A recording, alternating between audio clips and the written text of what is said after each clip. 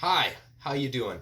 It's me, back with another video. Today's subject is going to be one of my favorite Marvel characters. He can be villainous, he can be good. He's your favorite anti-hero. I don't know if you can make this out on the video, but I'm wearing my Venom hat today. One of my favorite characters. I'm going to take a couple minutes here, just do a quick run through on one of my favorite Marvel characters, Eddie Brock, Venom.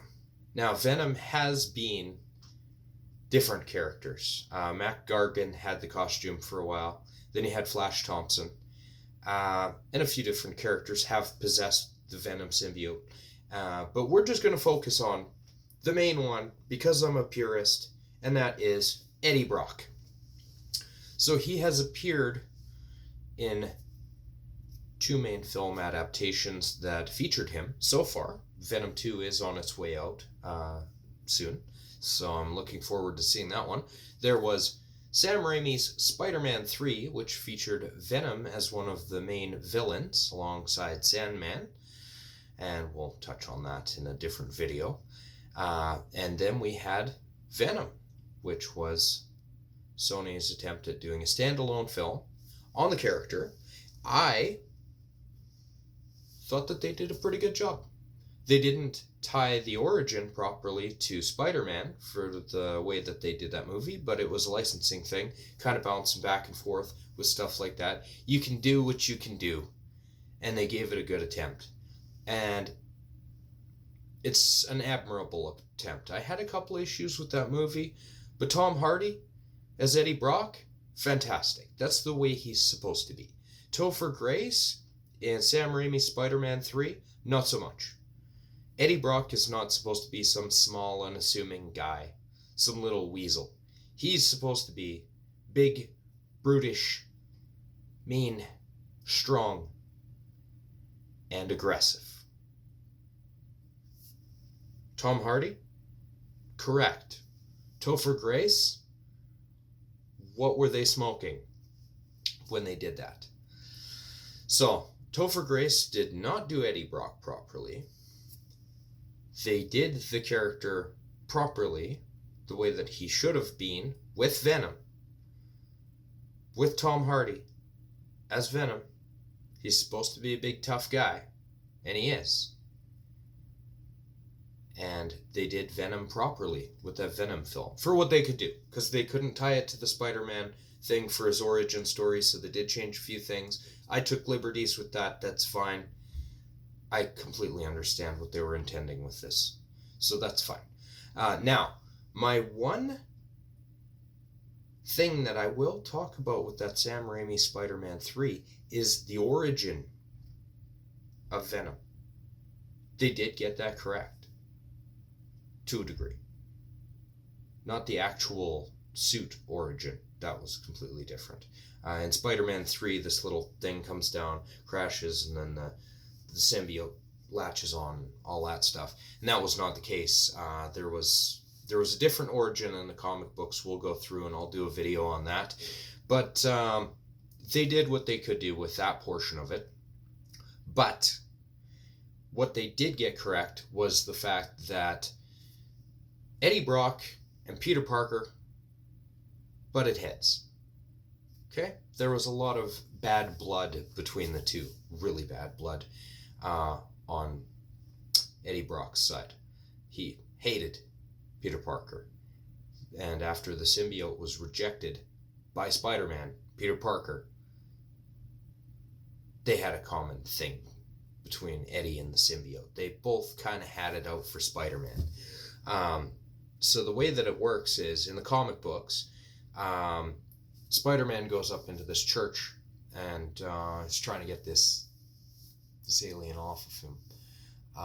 And if you've seen Sam Raimi's Spider-Man 3, the way that it happens, he's banging against the bell there, gets the symbiote off of him, and then it goes down. Eddie is in the church underneath, contemplating suicide, all that stuff like he was in the comic books, and it latches on him, changes him into Venom, and boom. That was the thing that I really liked about that Sam Raimi version, was they did get that right. What they got wrong was Venom being small. No. No, he's supposed to be big. He's supposed to be scary. And they got it completely wrong with him, with that film. He didn't even look really that good as Venom.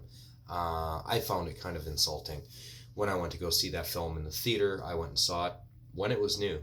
And it really was an upsetting thing.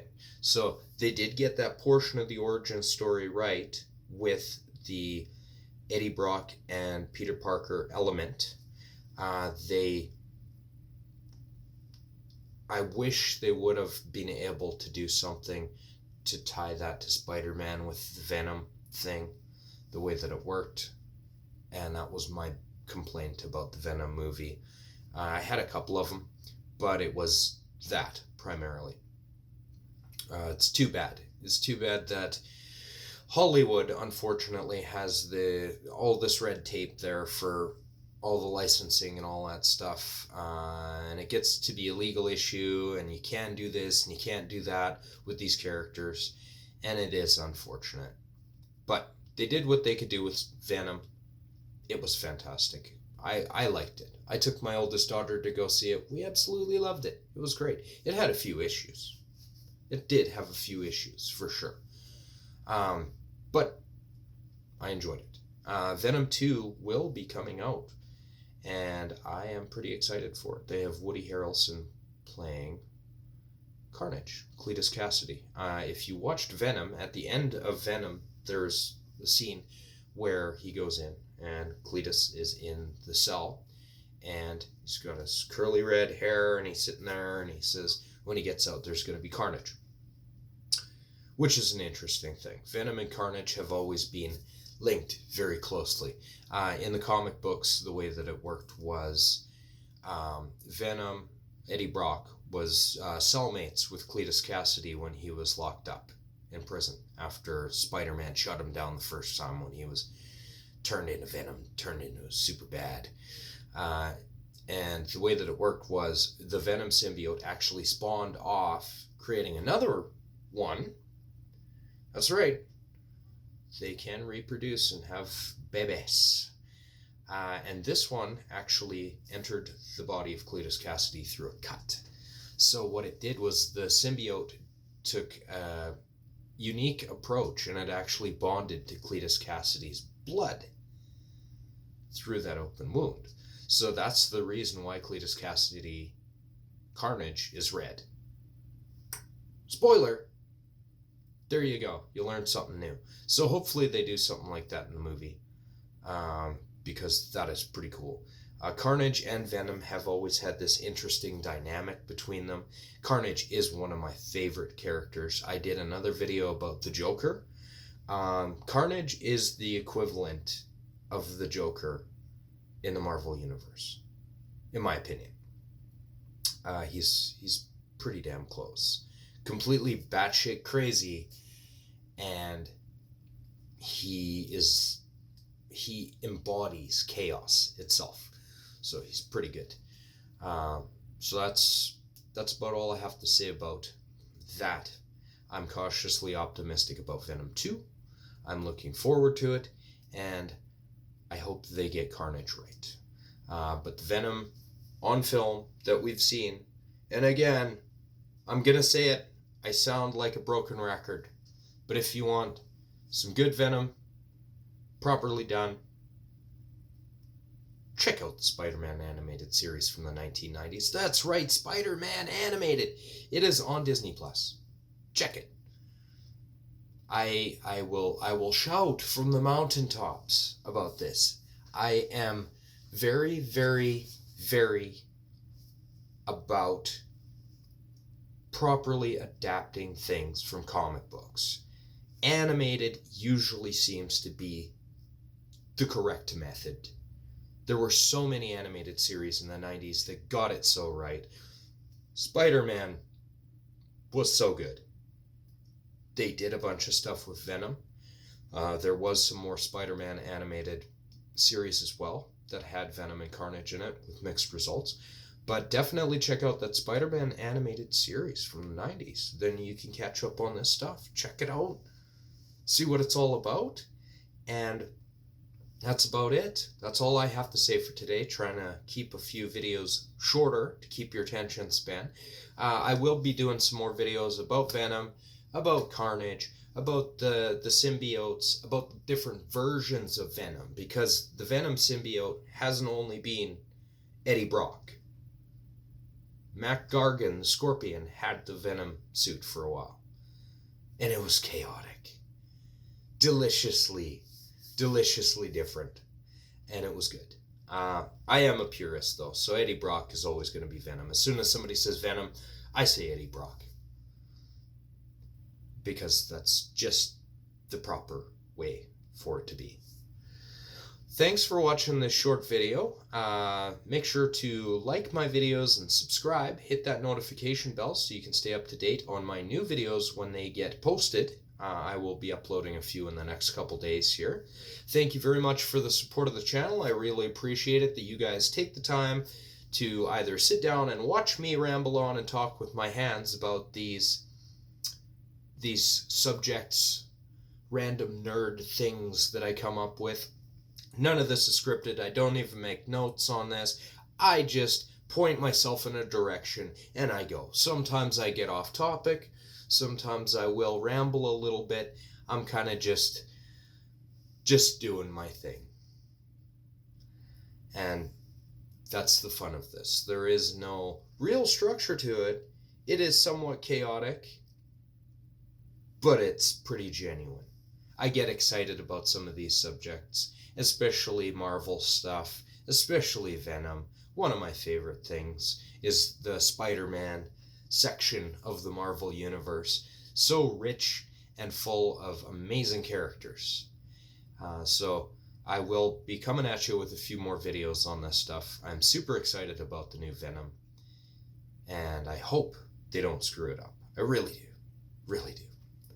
Thanks for watching. Thank you for supporting the channel. If you're on social media, take a few seconds. Go on to Twitter, Facebook, whatever pick your poison.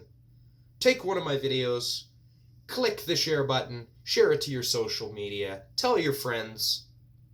Bring your friends into my world. Maybe they'll enjoy it. Maybe they're not that much of a nerd and want to know a little bit more.